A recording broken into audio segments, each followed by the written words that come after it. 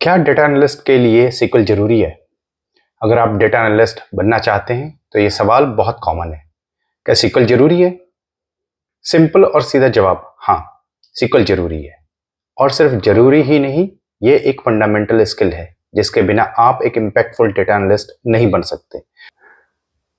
Real world companies में 70 से 80% काम डेटा एक्सट्रैक्शन और क्लीनिंग का होता है, और उसमें सीक्वल का डायरेक्ट यूज होता है। Without sequel you can learn data analytics but you can not become a strong data analyst. तो चलिए चलते हैं और सीखते हैं data analysis step by step, और सिर्फ सीखते ही नहीं है, प्रैक्टिस करेंगे बहुत सारे क्वेश्चंस की रियल डेटा सेट के ऊपर। तो लर्नर्स, अब हम आगे हैं डेटा एनालिसिस के पार्ट के ऊपर, और यहाँ आप देख रहे हैं कि मैं आपको सबसे पहले बताने जा रहा हूँ कि हम क्या क्या टॉपिक्स कवर करेंगे। Select star versus select column हम इस वीडियो में कवर करेंगे। मैं इसको थॉरली आपको बताऊंगा क्योंकि ये बिल्कुल बेसिक है और यहाँ पर आपका कॉन्सेप्ट क्लियर होना बहुत ज़रूरी है। इसके बाद हम एलियास देखेंगे क्या होता है, अर्थमेटिक ऑपरेशंस देखेंगे, सेलेक्ट में कैसे यूज़ किया जाता है, और इस तरीके से बहुत सारी चीज़ें हम इसमें करेंगे। बट दो चार इंपॉर्टेंट टॉपिक्स जो है वो मैं आपको बता देना चाहता हूँ, जैसे where clause plus comparison operators, greater than equal to कैसे काम करता है, नॉट इक्वल टू कैसे काम करता है, एंड और एंड नॉट। ये बहुत ही इम्पोर्टेंट चीज़ है और ये पूरे सीक्वल में आपको यूज़ करना है। Between, in and not in, like and wild cards, is null and is not null, distinct, order, limit, offset, ये बहुत ही इम्पोर्टेंट होने जा रहा है ये पार्ट। सो इसको आप पूरे तरीके से देखिए, जो क्वेश्चंस मैं आपको बता रहा हूँ उसको सॉल्व करिए, अपने कॉन्सेप्ट्स बिल्ड करिए, और मैं उसके बाद आपको बताऊंगा कि क्या क्वेश्चंस कहाँ से प्रैक्टिस करने हैं। दूसरी चीज़, मैं भी आपको बहुत सारे इसमें क्वेश्चंस देने वाला हूँ जिसको आप रेगुलर बेसिस पे प्रैक्टिस कर सकते हैं। बट आज हम सबसे पहले फटाफट चलेंगे अपने वर्क बेंच के ऊपर, डेटा अपलोड करेंगे और देखेंगे कि कैसे एनालिसिस किया जाता है। बिल्कुल बेसिक से करने वाले हैं हम, तो आपको घबराने की, आपको परेशान होने की कोई ज़रूरत नहीं है। आपको मैं बिल्कुल स्क्रैच से सारी चीज़ें सिखाने वाला हूँ। लेकिन सबसे पहले ज़रूरी है कि हम अपना डेटा वर्क बेंच में अपलोड कर लें। सो कैसे करना है? तो हमें सबसे पहले फर्स्ट स्टेप में डेटाबेस क्रिएट करना होगा। तो हमें क्या करना है? Create database super store. बहुत इंपॉर्टेंट और बहुत फेमस डेटाबेस है ये, और इसी को लेकर मैं आपको इस पार्ट में एनालिसिस कराने वाला हूँ। बट ये अकेला ही हमारे पास डेटाबेस नहीं रहेगा, ये अकेला ही हमारे पास डेटा नहीं रहेगा। जैसे जैसे हम आगे बढ़ते जाएंगे, जैसे जैसे हम नए फेजेस में जाएंगे, वहाँ पर मैं आपको अलग अलग डेटा के ऊपर प्रैक्टिस कराऊंगा। बट आज हम सबसे पहले इस डेटा के ऊपर प्रैक्टिस करते हैं।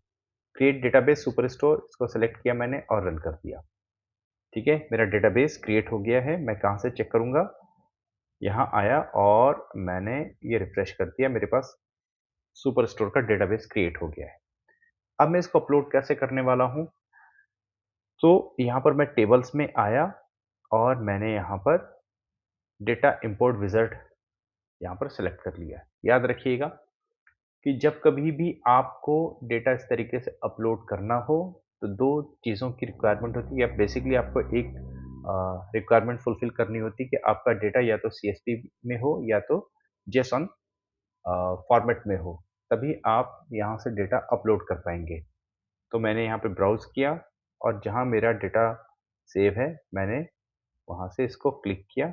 नेक्स्ट, यहाँ पर मैं अपने इस टेबल को नाम दे देता हूँ ऑर्डर्स। इसको सेलेक्ट किया। नेक्स्ट, अभी तक आप देख रहे थे कि हम जब जब हम टेबल क्रिएट करते थे तो वहाँ पर हम कंस्ट्रेंट्स देते थे, वहाँ पर हम डेटा टाइप देते थे, ये बहुत सारी चीज़ें करते थे हम। यहाँ पर हमें ऐसा करने की कुछ भी ज़रूरत नहीं है। सिस्टम खुद ब खुद डेटा टाइप रिकॉग्नाइज कर लेगा।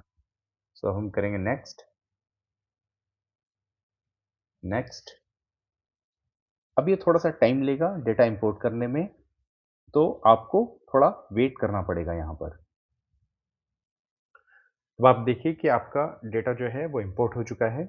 अब आप करेंगे नेक्स्ट, फिनिश। और आपका ये डेटा जो है, टेबल जो है, ये बेसिकली अपलोड हो चुका है। अब आप यहाँ पर टेबल्स में आइए और यहाँ आप कॉलम्स में देखते हैं तो आपके पास सारा डेटा जो है वो अपलोड हो चुका है।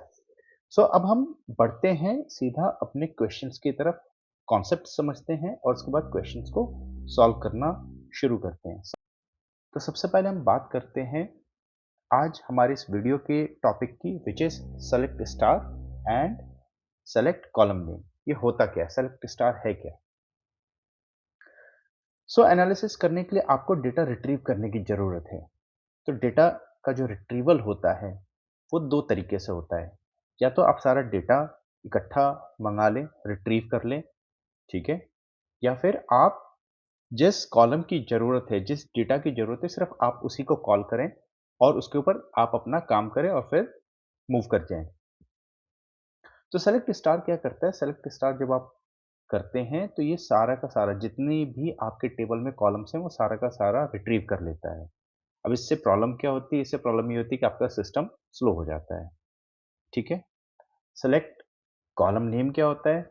ये होता है कि जिस कॉलम की आपको ज़रूरत है, आप सिर्फ उसी कॉलम को आप कॉल करते हैं, उसी कॉलम को आप रिट्रीव करते हैं। सो अपनी ज़रूरत के हिसाब से जो भी आपको एनालिसिस करना है या जो भी आपको डेटा देखना है वो आप देख लेते हैं।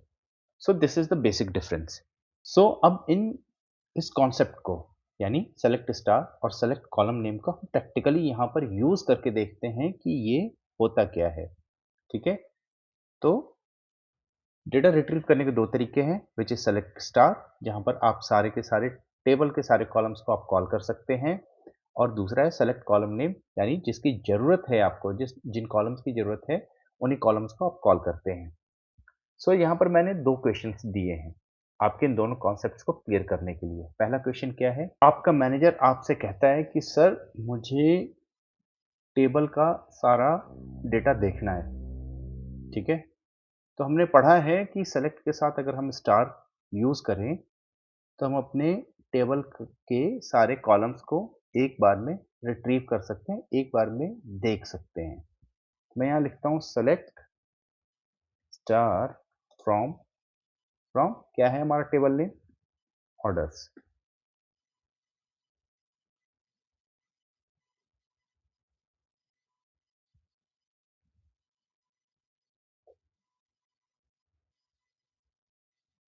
सेलेक्ट स्टार फ्रॉम ऑर्डर्स आप सेलेक्ट करते हैं, रन करते हैं और आपके पास ये सारा डेटा आपके सामने रिट्रीव होकर आ गया है।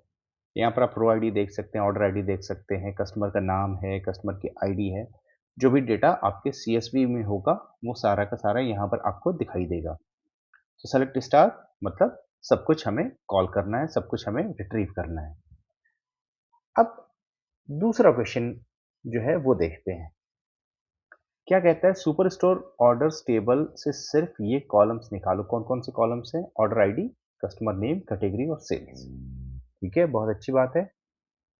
सेलेक्ट क्या है? सबसे पहले ऑर्डर आईडी, दूसरा है कस्टमर नेम, उसके बाद है कैटेगरी और उसके बाद है सेल्स। कहाँ से? फ्रॉम, कौन से टेबल से? ऑर्डर्स। और ये मैंने सेमीकोलन लगाया और ये मैंने रन कर दिया।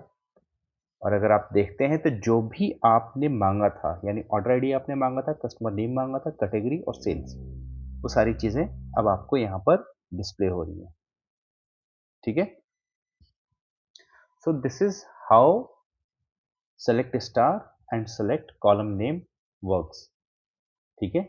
अब मैं आपको, मान लीजिए कि आपको कोई और चीज़ देखनी है, मान लीजिए आपको देखना है प्रॉफिट या आपको देखना है सेल्स। सेलेक्ट सेल्स, हम यहाँ पे कर लेते हैं कि प्रोडक्ट नेम और प्रोडक्ट का सेल्स कितना है वो देख लेते हैं। तो product name and sales from, कहाँ से? ऑर्डर्स। ये हमने सेलेक्ट किया, रन किया और आप देखिए कि जो भी प्रोडक्ट्स थे वो आपके सामने विजिबल हैं, वो आपने रिट्रीव कर लिए हैं। आगे बढ़ते हैं, एक और देखते हैं। Select region and sales from orders।